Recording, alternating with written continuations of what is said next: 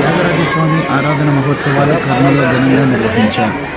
సూర్య కళా cultural academy ఆధ్వర్యంలో చిన్నారులతో కూచిపూడి నృత్య ప్రదర్శనను నగరంలోని టీజీవీ కళాక్షేత్రంలో నిర్వహించారు.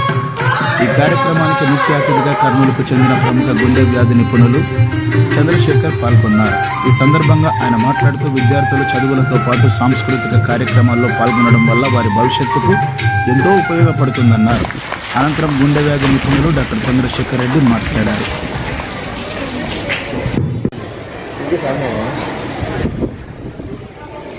సూర్యకళ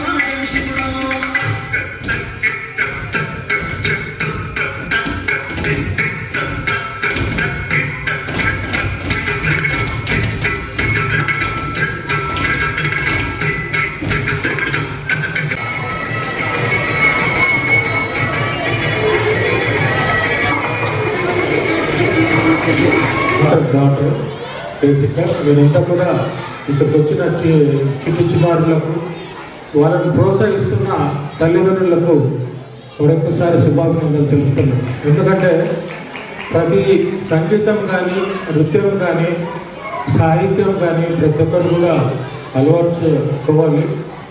దీన్ని ముఖ్యంగా నేను హెల్త్ క్లబ్లో ఈ సూర్యకళ కల్చరల్ అకాడమీకి మనం స్థలం ఇవ్వడం జరిగింది. గత 2 సంవత్సరాల నుంచి చాలామందిని ట్రైన్ చేస్తున్నారు. డెఫినెట్గా ఈ కర్నూలులో అంటే చాలామంది రాయలసీమ అనుకుంటే కత్తులతో ఫ్యాక్షనిజంలో అనుకుంటుంటారు. కానీ రాయలసీమ ముఖ్యంగా ఆప్యాయతను పుట్టినీళ్ళు.